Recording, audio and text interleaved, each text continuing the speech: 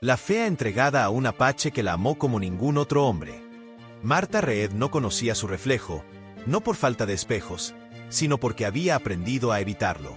Desde niña, la gente del pueblo le había hecho saber que era distinta. Su rostro tenía facciones marcadas, sus dientes estaban torcidos, y una mancha color vino le cubría parte del cuello. Las otras mujeres la evitaban como si su presencia fuera contagiosa, y los hombres la miraban solo para reír.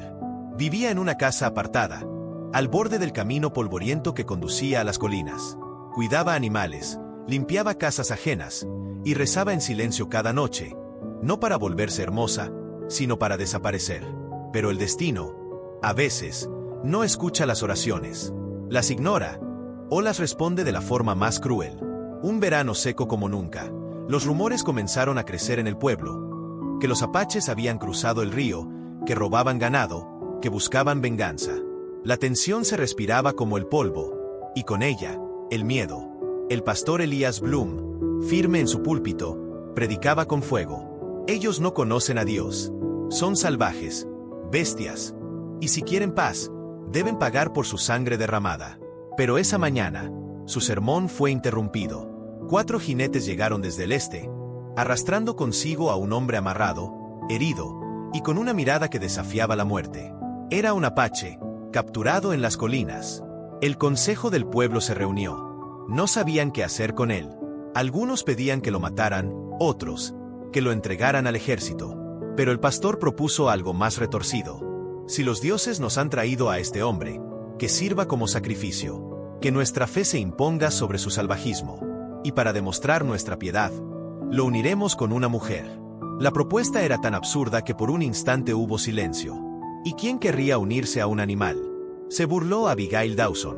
Y entonces, como una serpiente escupiendo veneno, añadió: denle a Marta. A ella nadie la quiere. Ni Dios la reclama. Las risas llenaron el salón. Pero Marta, sentada en la esquina, no lloró. Solo bajó la cabeza. No tenía familia. No tenía aliados. Y el pastor, fingiendo caridad, aprobó. Que sea entonces una unión para la redención. 2 días después, en una ceremonia forzada, sin música, sin flores, Marta fue entregada al apache. Él no habló, solo la miró, con una mezcla de curiosidad y dolor. Se llamaba Chaska, y en su lengua, eso significaba el primero nacido después de una gran pérdida. Esa noche, la dejaron con él, encerrados en un cobertizo vigilado. No hablaron. Marta se sentó en una esquina, abrazándose las rodillas. Chaska, en la otra, respiraba lento, sus heridas aún abiertas. Pasaron los días. El pueblo esperaba escándalos, gritos, sangre. Pero lo que hubo fue silencio. Marta comenzó a llevarle agua, luego a curarle las heridas, como si aún cuidara a uno de sus animales heridos. Chaska, a su modo, le respondió. Le dejaba pequeños montones de piedras junto a su rincón, alineadas con cuidado, como si fueran mensajes en un idioma que nadie más entendía. Una noche, ella le preguntó, en voz baja: ¿me odias? ¿Por esto? Chaska tardó en responder, pero al fin dijo: tú no me ataste.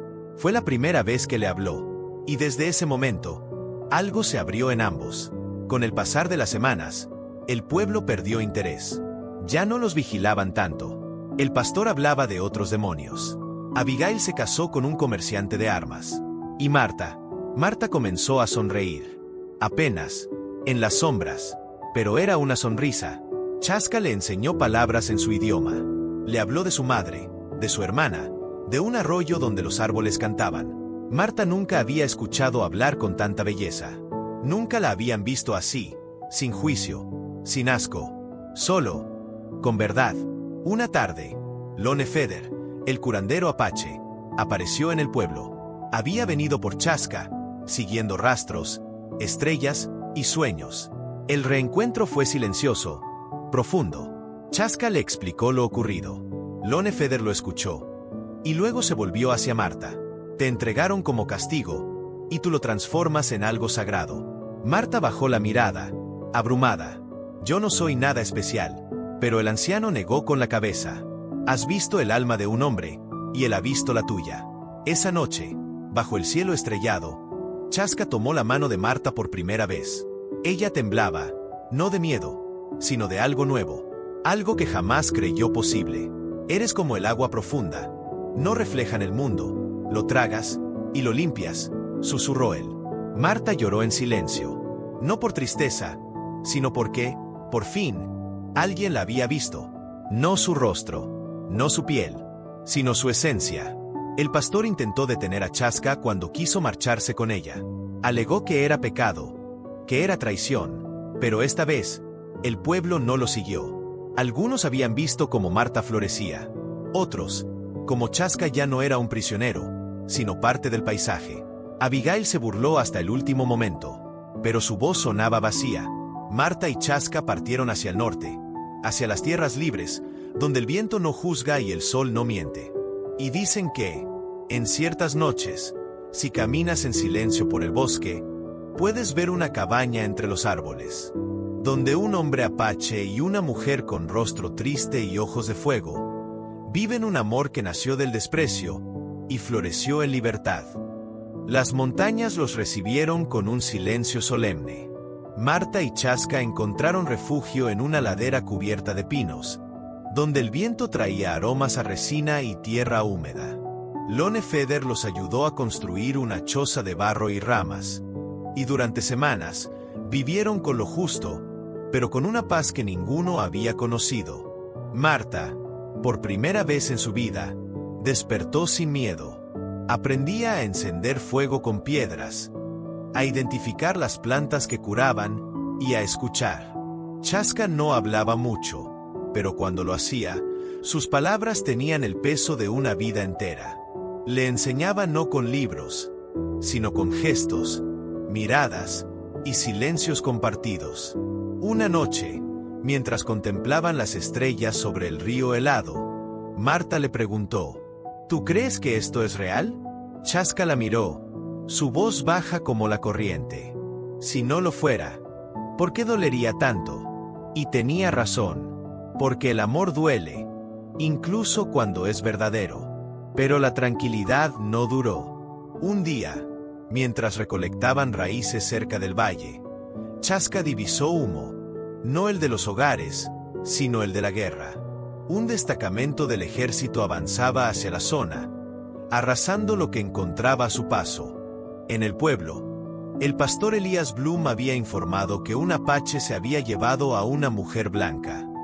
Había ofrecido testimonio y rabia disfrazada de justicia. No vienen por nosotros solos, dijo Lone Feder, con los ojos fijos en el horizonte. Quieren borrar todo lo que no comprenden. Chaska supo que no podían huir. Y Marta tampoco quiso hacerlo. Si corremos otra vez, seré siempre la mujer fea que fue dada y escondida. Pero si peleo aquí, seré la que eligió su lugar. La decisión fue tomada, no por rabia, no por venganza, sino por dignidad. Durante 3 días, trabajaron junto a otros apaches que habían oído el llamado.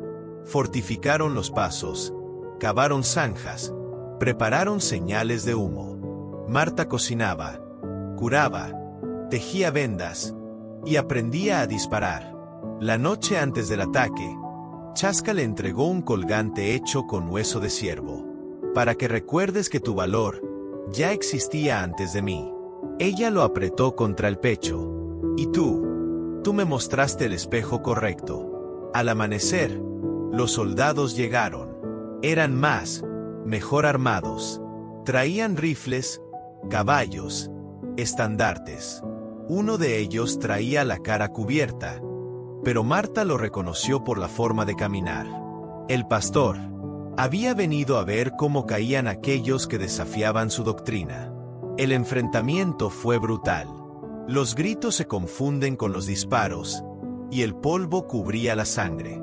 Chaska lideró la defensa desde lo alto de una roca, con arco en mano y mirada de halcón. Marta, con el corazón latiendo como un tambor, corría entre los heridos, vendando, arrastrando, sosteniendo. En un momento, un disparo estalló cerca de su rostro. Cayó al suelo, aturdida, y vio a Elías apuntándole con frialdad. Yo te salvé. Marta, yo te ofrecí una salida. Ella se incorporó, el cabello cubierto de sangre y barro, los ojos encendidos. No me salvaste, me vendiste como castigo. Y gracias a eso, conocí el amor. Él apretó el gatillo. Pero antes de que el disparo saliera, una lanza cruzó el aire y se clavó en su hombro. Chaska había visto todo. Corrió hacia Marta, la levantó, y juntos, escaparon entre la niebla de guerra. Horas después, el ejército se replegó. La emboscada del Apache había sido más inteligente de lo que esperaban. Muchos soldados cayeron, y los que sobrevivieron, regresaron con historias de una mujer blanca, que peleaba como uno de ellos. Esa noche, entre cenizas y estrellas, se hizo un círculo en la tierra. Lone Feder pidió silencio.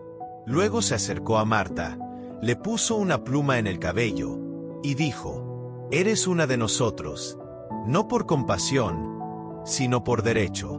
Marta miró a Chaska. Él no sonrió, pero sus ojos brillaban como nunca. Pasaron los años. Los conflictos continuaron, pero algo había cambiado. En las leyendas contadas junto al fuego, los ancianos hablaban de una mujer que fue entregada como castigo y se convirtió en símbolo de resistencia.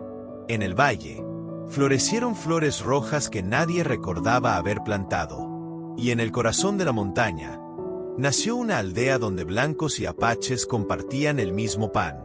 Marta Reed, la mujer que nadie quiso, se convirtió en la raíz de una historia que aún hoy, el viento susurra entre los árboles. Y cada vez que alguien duda de su valor, las montañas responden con una sola voz. Fue fea para ellos, pero sagrada para él. Si esta historia tocó tu alma, dale like, suscríbete y activa la campanita para no perderte las próximas. Y cuéntame en los comentarios, ¿qué significa para ti que alguien te vea con los ojos del amor, y no del juicio? Nos escuchamos en la siguiente historia, donde lo improbable se vuelve eterno. Se burlaron por casarse con un apache pobre, hasta que supieron quién era. En el polvoriento pueblo de Mesilla, justo al borde de las tierras apache, el sol caía como plomo sobre los tejados de madera y los caminos de tierra. La vida transcurría entre murmullos de feria, carretas chirriantes y el sonido áspero del viento arrastrando ramas secas. Fue en ese lugar, donde los prejuicios hablaban más fuerte que los corazones, donde Elizabeth Monroe, hija de un comerciante poderoso, cometió lo que muchos consideraron una traición imperdonable: enamorarse de un apache. Aquel hombre, Naiche, no hablaba mucho, pero cuando lo hacía, sus palabras eran como piedras antiguas, firmes, silenciosas, verdaderas. Llegó al pueblo una mañana montado sobre un caballo oscuro, con la espalda recta y los ojos de águila que parecían escudriñar el alma de quien lo mirara. Algunos decían que era un simple recolector de leña, otros, que traía consigo las sombras de los ataques indios. Ella lo conoció al caer de su caballo, tras una carrera solitaria hacia el bosque. El tobillo torcido, el vestido rasgado, y la vergüenza de no poder volver sola. Naiche apareció entre los árboles como un espectro. No dijo una palabra, solo la levantó, la cargó con cuidado, y la dejó frente a la puerta de su casa sin pedir nada a cambio. Desde entonces, ella no pudo sacárselo de la mente. En un mundo donde los hombres hablaban de tierras, dinero y herencias, Naiche solo hablaba con los ojos y con los gestos. En la feria del maíz, le dejó un puñado de semillas azules. En la ventana de su habitación, apareció un día un pequeño atrapasueños trenzado con hilos de pelo de caballo. Nadie sabía de dónde venían esas cosas, pero ella sí. Cuando Henry Monroe descubrió lo que su hija sentía, estalló como pólvora. Un apache, ¿sabes lo que dirá la gente? Nos arruinarán. Elizabeth, tú no entiendes el mundo en el que vivimos. Y ella, con el rostro enrojecido y las manos temblorosas, respondió con algo que ni él ni nadie esperaba. Ya lo decidí. Me voy con él. Marta, la madre, no dijo nada aquella noche. Solo la abrazó en la oscuridad y le entregó una vieja manta tejida, bordada con símbolos navajos. Mi abuela era como él, murmuró, apenas audible. Ella no entendió del todo, pero sintió un calor inesperado. El día de la boda fue motivo de escándalo. Los vecinos se reunieron en la iglesia vacía solo para ver si era cierto. La mayoría murmuraba, reía con desprecio, e incluso escupía al suelo al pasar Nietzsche por la calle. Pero Thomas Granger, el sheriff, observaba en silencio desde la esquina. Algo en aquel apache le resultaba inquietantemente familiar. No por el rostro, sino por los gestos. La forma de mirar, de mantenerse en guardia, de respetar incluso al que lo odiaba. La ceremonia fue breve. Una anciana apache bendijo la unión en su lengua ancestral. Ella vestía blanco, pero no era el vestido de encaje que había guardado su madre. Era una prenda tejida con plumas, hilos rojos y conchas del río. Nietzsche llevó una banda cruzada al pecho, con símbolos de guerra y de paz. Después, desaparecieron en el bosque. Mesilla continuó su vida, pero el rumor nunca murió. Hasta que una noche, 2 años después, una banda de forajidos asaltó el pueblo. Eran mercenarios que cruzaban la frontera, quemaban casas, robaban caballos y tomaban rehenes. Henry Monroe fue uno de ellos. Thomas Granger intentó defenderlos, pero fue derribado. Su revólver fue lanzado al polvo. Los hombres gritaban, bebían y amenazaban con prender fuego a la iglesia. Y entonces, sin aviso, se escuchó un silbido agudo desde el norte. Un segundo después, una flecha atravesó el cuello del líder. Y luego otra. Y otra. En menos de un minuto, los forajidos yacían en el suelo, muertos o heridos. Desde el monte descendieron figuras ágiles, montadas en caballos silenciosos. Guerreros pintados, envueltos en sombras, pero al frente de todos, uno que no usaba pintura. Solo una pluma roja en la trenza. Nietzsche. Los sobrevivientes del pueblo lo miraron con espanto y reverencia. Thomas, aún sangrando, susurró con los ojos muy abiertos. No puede ser, tú eres Nietzsche, hijo de Cochise. El heredero. El que guió la última resistencia contra el ejército. Henry, atrapado, observó cómo aquel hombre al que había llamado pobre salvaje extendía la mano para ayudarlo a levantarse. Sintió, por primera vez en su vida, el sabor metálico de la humillación y la vergüenza. Ella apareció detrás de él, con un niño en brazos. Sus ojos seguían siendo claros, pero su expresión era otra. Más firme, más sabia. Mi esposo no es pobre, dijo con voz serena. Él solo no quiso mostrar su poder a quienes no saben mirar más allá del color de la piel. Nietzsche no dijo nada. Solo miró el cielo, como si hablara con los espíritus. Esa noche, el pueblo no celebró, pero tampoco volvió a burlarse. Años después, en los libros que circularon en las escuelas cercanas, se hablaba de una alianza extraña, de un apache que defendió a quienes lo desprecian, y de una mujer blanca que rompió las cadenas del odio con algo tan simple como amor. Y entre las leyendas contadas junto al fuego, los niños escuchaban sobre el día en que un apache pobre salvó a un pueblo entero, sin pedir nada a cambio. Pasaron los años, y aunque el viento del desierto parecía llevarse los recuerdos, en Mesilla el nombre de Nietzsche se volvió imposible de borrar. Tras aquella noche sangrienta, muchos esperaban que él se quedara como un símbolo, como un centinela entre las sombras. Pero no, Nietzsche no era un guardián del pueblo, era un hijo de la tierra, y su destino estaba más allá de cualquier frontera. Junto a ella, construyó una casa cerca del río Gila, hecha de adobe, madera recuperada y el canto suave del agua. Ella aprendió a hablar apache. Él aprendió a leer inglés. En ese rincón oculto, criaron a su hijo, un niño de ojos oscuros y cabello de sol, al que llamaron Coban, que significa el que escucha el viento. Pero el mundo fuera de su valle seguía rugiendo. Nuevas líneas de tren querían atravesar sus tierras. Políticos del norte exigían censos, impuestos, obediencia. Y cuando la fiebre del cobre estalló en Arizona, los rumores llegaron rápido. Los hombres blancos querían las montañas, todas. Un día, un enviado del gobierno, con uniforme pulido y voz de abogado, apareció en el umbral de su casa. Estas tierras ya no le pertenecen, señor Nietzsche. El Tratado de Alburquerque establece claramente. No terminó de hablar, porque Nietzsche lo interrumpió con algo que nadie esperaba: documentos. Viejos, amarillentos, firmados por un coronel muerto hacía años. Reconocían que esas tierras le habían sido otorgadas a la familia de Cochise, en pago por la tregua de 1872.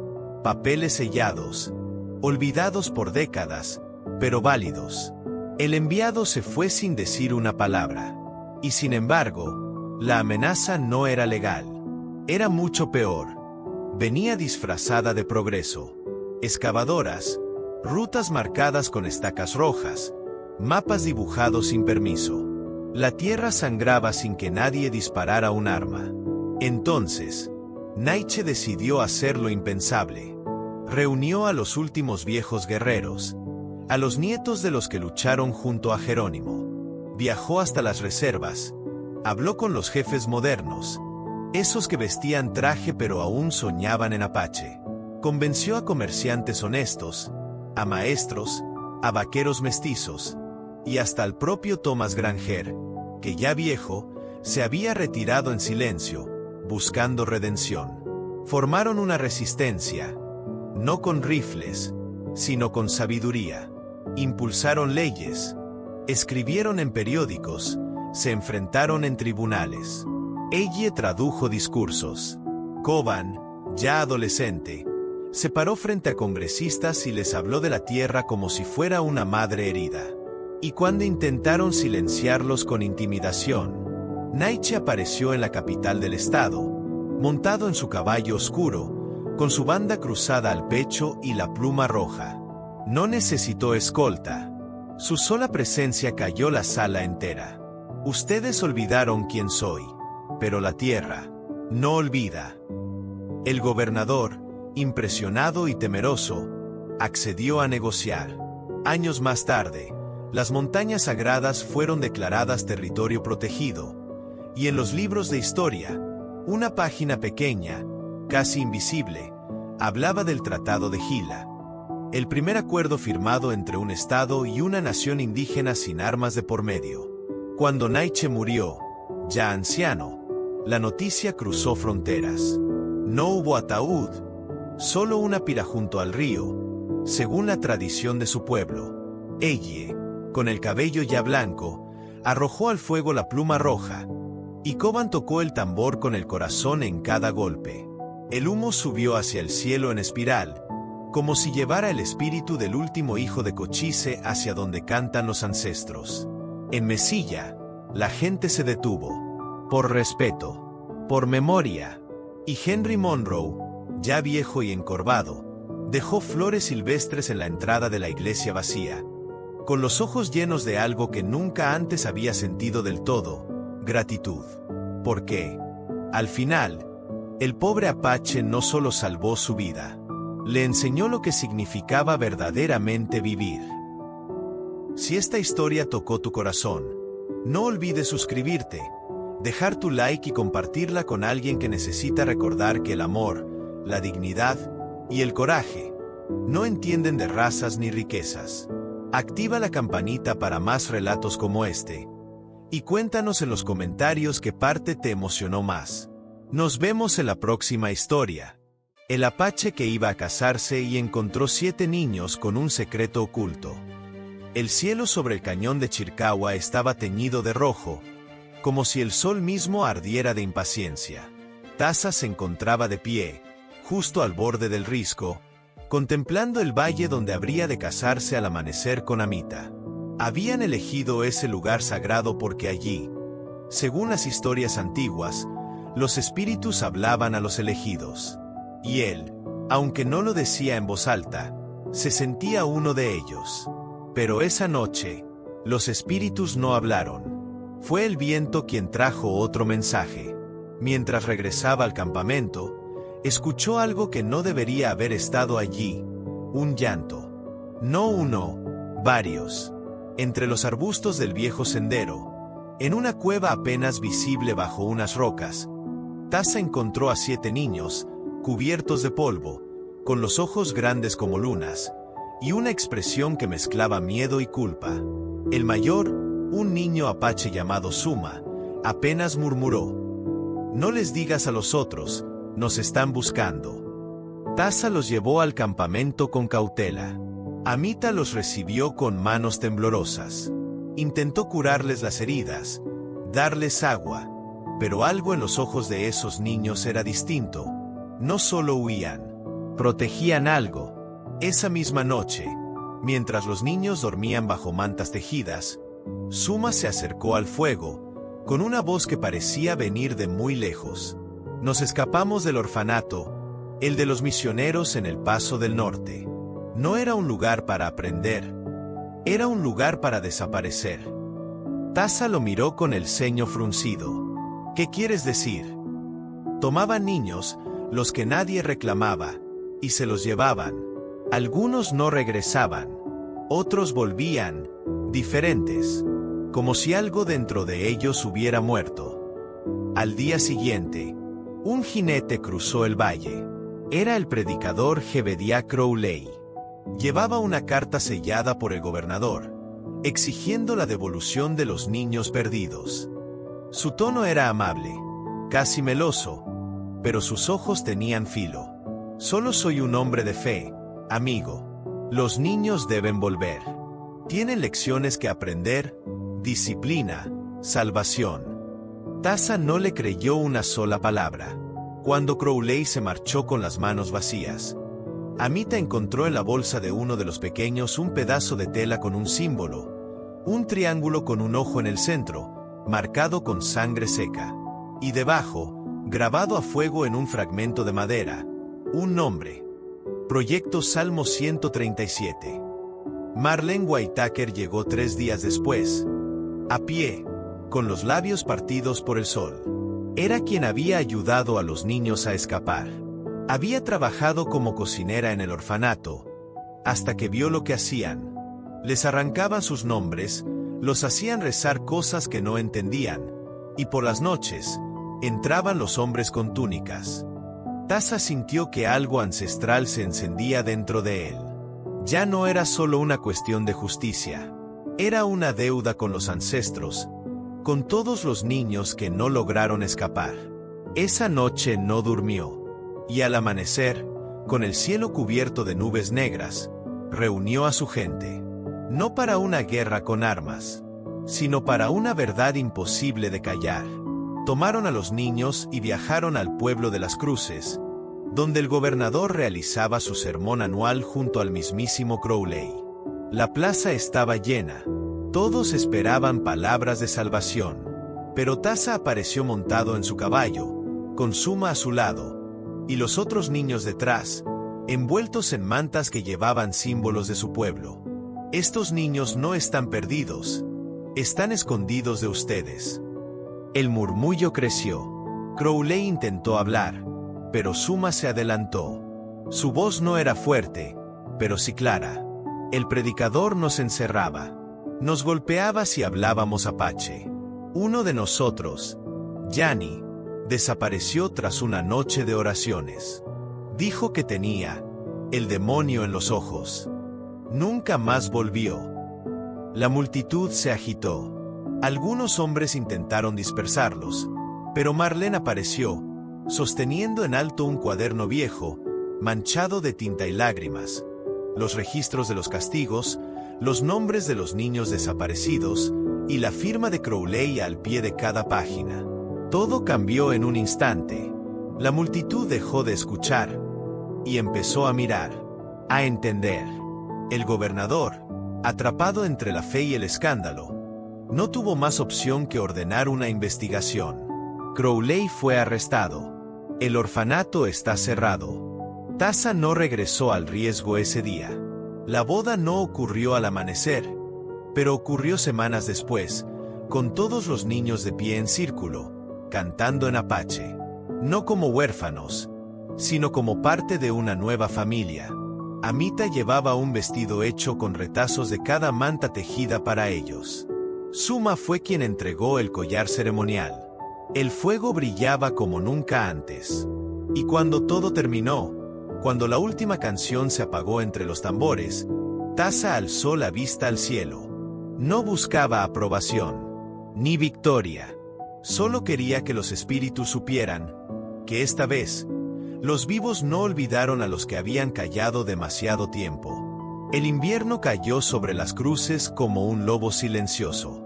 El frío mordía la piel y los caminos se volvían barro entre las botas de quienes aún caminaban con miedo. Aunque el orfanato había sido cerrado y Crowley encarcelado, algo más oscuro seguía respirando entre las sombras. Suma empezó a tener pesadillas. Gritaba en su lengua, despertando a los demás niños con sudor helado y los ojos desorbitados. Él vuelve, no está solo, murmuraba, una y otra vez. Taza, inquieto, decidió seguir el rastro de lo que los documentos de Marlene apenas sugerían. El llamado Proyecto Salmo 137 no había sido obra de un solo hombre. Era parte de una red tejida desde años atrás, donde otros como Crowley había llevado a cabo rituales disfrazados de fe, buscando algo que ni siquiera los libros sagrados sabían nombrar con claridad. En un pueblo fantasma al norte, Taza encontró un altar subterráneo, símbolos tallados en piedra, nombres de niños, y una caja de madera con mechones de cabello trenzado y dientes de leche envueltos en pergaminos. Aquello no era religión, era otra cosa. Al regresar al valle, descubrió que Amita también había tenido visiones. Durante una ceremonia de curación, cayó en trance, y al despertar, le susurró una sola frase: 7 guardianes, 7 sellos, uno fue roto. Los niños, sin saberlo, eran parte de algo mucho más grande. Suma, con el cuchillo que había escondido desde el primer día, señaló una roca detrás de la casa. Está ahí, enterrado. Me dijeron que lo cuidara. Al cavar, encontraron un objeto envuelto en piel seca, un medallón antiguo, de obsidiana y plata, con un símbolo apache muy antiguo, uno que Taza solo había visto una vez, en la tumba de su bisabuelo, un guerrero que hablaba con las estrellas. Marlene, que conocía algo de los antiguos relatos navajos, lo confirmó entre lágrimas. Eso es un sello de contención. Se usaban para encerrar entidades. No solo espíritus, sino cosas que no tienen forma ni nombre. Y entonces lo comprendieron todo. El orfanato no solo buscaba borrar la cultura de los niños, buscaba romper los sellos. Había 7 objetos antiguos, entregados a los más puros, a los niños, para proteger al mundo sin que ellos lo supieran. 7 niños, 7 sellos. Y ahora, uno estaba dañado. Esa noche, una tormenta que no era del cielo cayó sobre el valle. Vientos sin dirección, cánticos en lenguas olvidadas flotaban en el aire como cenizas. El campamento fue rodeado por figuras encapuchadas, discípulos de la misma orden a la que Crowley había servido. Taza tomó su lanza. Amita extendió sus manos, cubiertas de ceniza y savia. Marlene colocó a los niños en círculo, con los sellos reconstruidos a su alrededor. Pero fue Suma quien se puso de pie en el centro. Ya no era un niño común, era un guardián. Extendió el medallón hacia el cielo y, en un idioma que ni él sabía que recordaba, gritó una palabra que hizo temblar la tierra. Una luz azul emergió del suelo. No hay fuego, no rayo, algo ancestral. Las figuras encapuchadas cayeron como hojas secas. La tormenta se deshizo. El cielo recobró su color. Y los niños brillaban, no como santos, sino como faros encendidos después de siglos de oscuridad. Taza cayó de rodillas, agotado. Amita lo abrazó. Marlene lloraba en silencio. Suma solo miró al horizonte y susurró: «Ya no soy solo Suma». Días después, los periódicos hablaron de un temblor inexplicable, de un rayo que partió el cielo en dos sin dejar huella. Nadie supo la verdad, excepto ellos. Los niños fueron adoptados por distintas familias, pero nunca se separaron del todo. Cada año, en la misma fecha, regresaban al valle, al lugar donde comenzó todo, donde el amor y el coraje de un apache a punto de casarse se convirtió en escudo contra algo mucho más antiguo que el odio humano. Taza y Amita crearon un nuevo linaje, uno que mezcló sangre, sabiduría y coraje. Y en los cuentos junto al fuego, los más viejos decían que una vez, 7 niños guardaron un secreto que salvó al mundo sin que nadie lo supiera. Si esta historia te atrapó hasta el final, no olvides dejar tu like, compartirla con quien necesite creer en lo invisible, y suscribirte para más relatos que cruzan el alma. Escribe en los comentarios «Yo también soy guardián» y activa la campanita para que no te pierdas la próxima historia. Nos vemos en la próxima historia.